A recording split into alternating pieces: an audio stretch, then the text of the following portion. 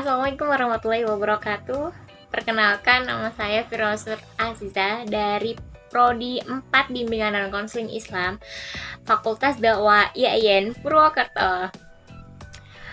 Tugas video kali ini dibuat untuk menyelesaikan tugas dari mata kuliah Praktek Psikoterapi Islam dengan dosen pengampu Bapak Nurma. Assalamualaikum Pak.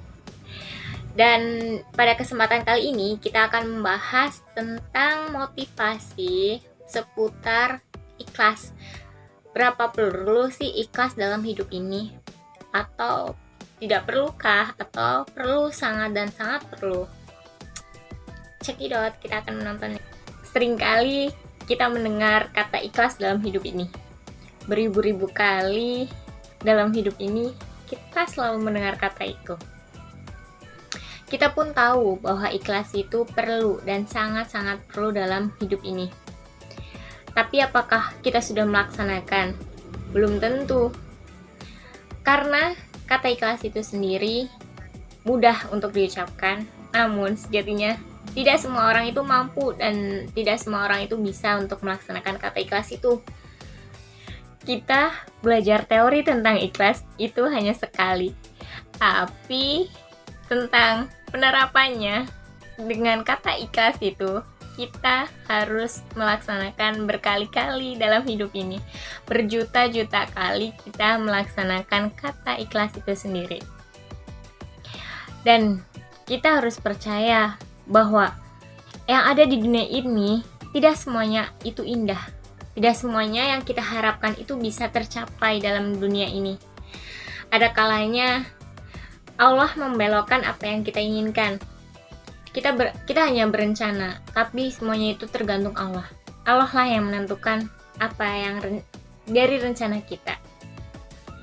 Di saat semua cara sudah kita coba, tapi kita belum berhasil untuk bisa menerima kata ikhlas itu, kita perlu belajar bahwa let's go and let's go. Kita kembalikan kepada Allah.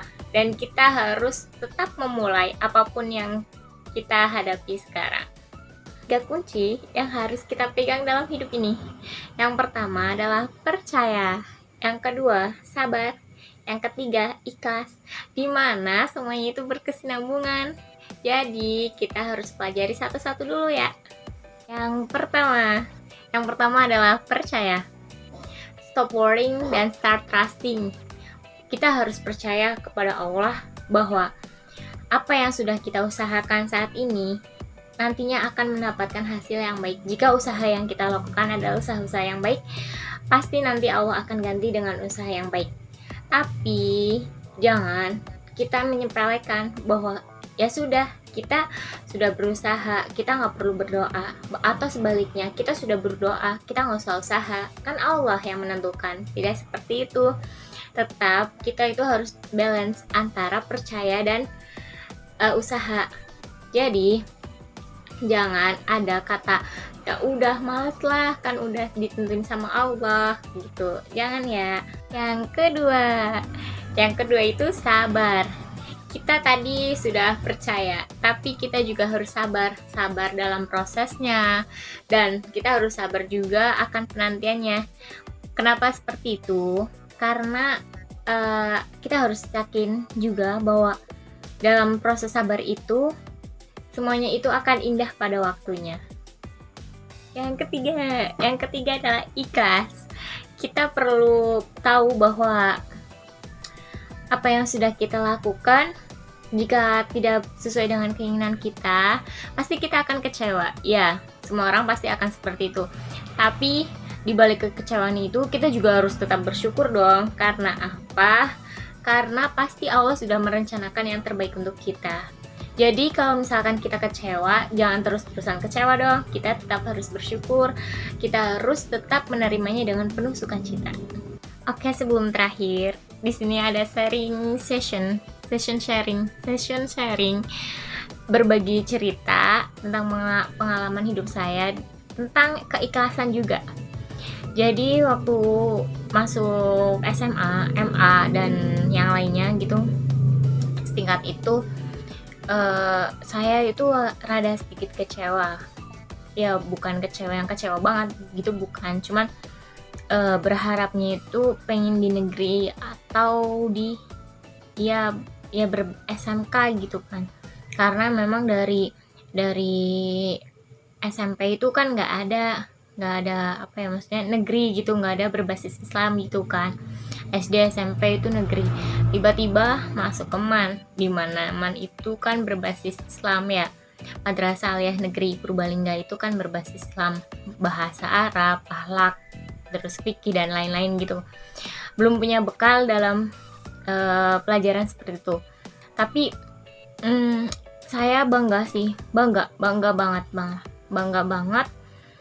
bersyukur bisa masuk situ, karena ternyata setelah lulus, alhamdulillah gampang untuk masuk ke kuliah lewat jalur SPAN-PTKIN. Terus juga alhamdulillah punya amalan-amalan yang bisa bermanfaat dalam hidup ini. Jadi barang siapa yang bisa mengamalkan Asmaul Husna dalam setiap selesai sholatnya ya, itu dia akan dilimpah gandakan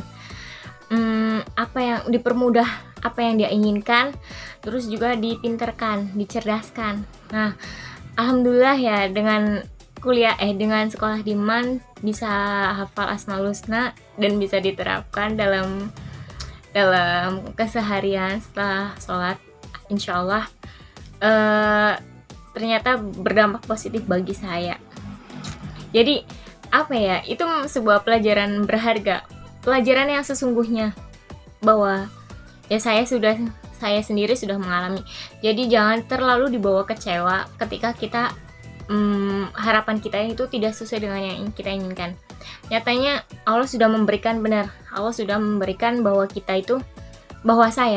saya itu dipermudah dalam masuk kuliah.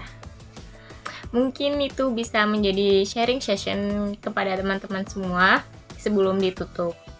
Yang terakhir dari saya, setelah tadi panjang lebar kita jelaskan tentang ikhlas, adalah kita harus tetap menerima apapun yang Allah berikan kepada kita, walaupun hal itu tidak sesuai dengan rencana kita, tidak sesuai dengan harapan kita.